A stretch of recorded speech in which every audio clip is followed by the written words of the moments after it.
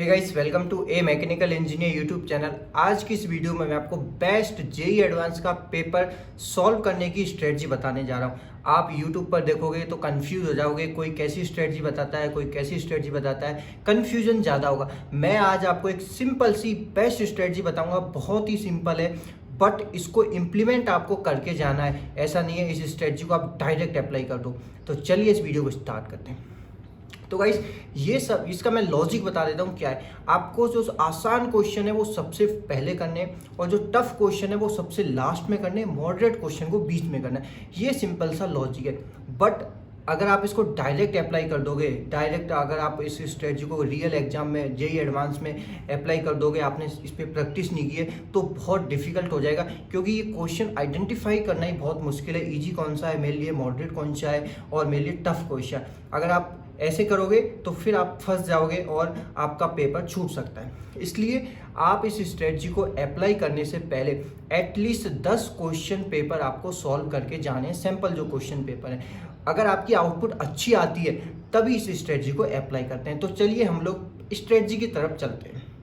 तो सबसे फर्स्ट में तो जो फिजिक्स, केमिस्ट्री एंड मैथ है, इन तीनों सब्जेक्ट्स में से कौन सी सब्जेक्ट आपकी इजी है, किस सब्जेक्ट में आपको अच्छे से आता है। डेफिनेटली किसी ना किसी की केमिस्ट्री होगी, किसी की मैथ्स में अच्छा कॉन्फिडेंस होगा, किसी को फिजिक्स में अच्छा कॉन्फिडेंस होगा।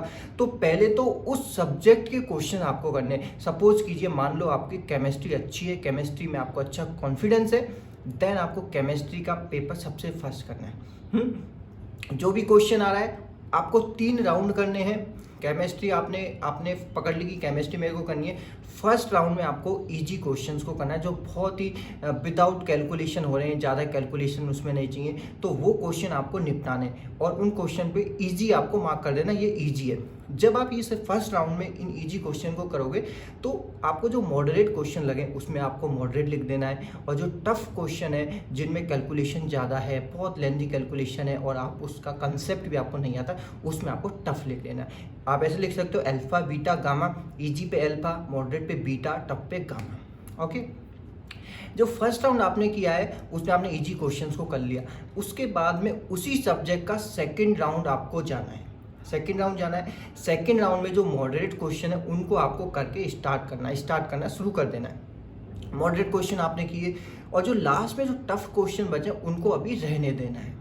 आपकी केमिस्ट्री हो गई, आपने 2 राउंड कर लिए, इजी क्वेश्चन कर लिए, मॉडरेट क्वेश्चन कर लिए। अब आपको सेकंड सब्जेक्ट पे जाना है, जो सब्जेक्ट आपको केमिस्ट्री के बाद में अच्छी लगती है। मान लो फिजिक्स हो गई, तो फिजिक्स में सेकंड राउंड आपको जाना है।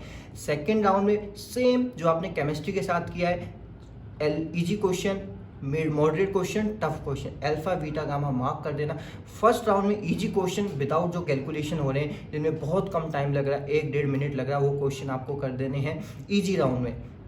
उसके बाद में सेकंड राउंड मॉडरेट राउंड आपको करना है। मॉडरेट जो क्वेश्चन उनको अटेम्प्ट करना है और टफ क्वेश्चन को छोड़ देना है। बाद में सबसे लास्ट में मैथ्स आ गई आपकी। मैथ्स में आपने सेम वही प्रोसेस फॉलो करना है, easy question, moderate question and tough question. अब आप ऐसे एक सब्जेक्ट में 2-2 राउंड चले जाओगे तो आपको एक तो उस सब्जेक्ट की बहुत अच्छी नॉलेज हो जाएगी, क्योंकि आपने माइंड आपका ऑलरेडी ब्रशअप हो जाएगा। आपने जो question, easy question, moderate question किए तो उनमें आपको सब्जेक्ट की बहुत अच्छी नॉलेज हो जाएगी। अब बचे आपके टफ क्वेश्चन। आपको याद रखना है ये वो क्वेश्चन है जो टफ हैं और आपको इनमें नेगेटिव होने की प्रोबेबिलिटी ज़्यादा है। तो first of all in question को आपको, जो टफ क्वेश्चन है उनको आपको अटेम्प्ट करना स्टार्ट करना है। अब आप जब स्टार्ट करोगे तो सिली मिस्टेक्स आपकी नहीं होंगी, क्योंकि ऑलरेडी आपने उस सब्जेक्ट के इजी मॉडरेट क्वेश्चन सॉल्व कर लिए, तो सिली मिस्टेक्स होने के चांसेस कम होंगे। और आपको ये पता है कि एक टफ क्वेश्चन है तो प्रोबेबिलिटी भी नेगेटिव होने की ज़्यादा है। इसलिए हो सके तो आपको अगर आंसर आ रहा है, अगर आपकी कैलकुलेशन अच्छी हो रही है, आंसर आ रहा है, तो ही इन क्वेश्चन में मार्क कीजिए, अदरवाइज इन क्वेश्चन को आप छोड़ भी सकते हो, तो जिससे कि आपकी नेगेटिव होने के चांसेस कम हो जाएंगे। सो ये सिंपल सी स्ट्रेटजी है। 3 राउंड, हर एक सब्जेक्ट के आपको 3-3 राउंड करने हैं। 3 बार उस सब्जेक्ट को फर्स्ट क्वेश्चन से लेकर एंड क्वेश्चन तक उस सब्जेक्ट को आपको गो थ्रू करना है और लास्ट में टफ क्वेश्चन अटेम्प्ट करने हैं। बट इस स्ट्रेटजी को मैं जैसा कि पहले बताया, डायरेक्ट अप्लाई मत कीजिए। अगर आप जेई एडवांस के रियल पेपर में इस स्ट्रेटजी को अप्लाई करोगे तो हो सकता है कि आप फंस सकते हो और आपका पेपर छूट सकता है। इसलिए इस स्ट्रेटजी को अप्लाई करने से पहले आपको 10 सैंपल पेपर एटलीस्ट सॉल्व करने। अगर आपकी आउटपुट अच्छी आ रही है, अगर आप सीख गए कैसे तीनों पार्ट में डिवाइड करना इजी, मॉडरेट, टफ क्वेश्चन को, तो मैं गारंटी के साथ बोलता हूँ बेस्ट आउटपुट आपकी निकल के आने वाली है जेईई एडवांस में। जो भी टॉपर्स लोग हैं इसी स्ट्रेटजी को फॉलो करते, ब्लाइंडली ऐसा नहीं है जो भी क्वेश्चन आ रहा है उसी को सॉल्व करते चले गए तो सिली मिस्टेक्स होने के चांसेस भी ज़्यादा होती है, पेपर भी छूट जाता है, बेस्ट आउटपुट भी नहीं आती। तो ये बेस्ट स्ट्रेटजी है पेपर सॉल्विंग।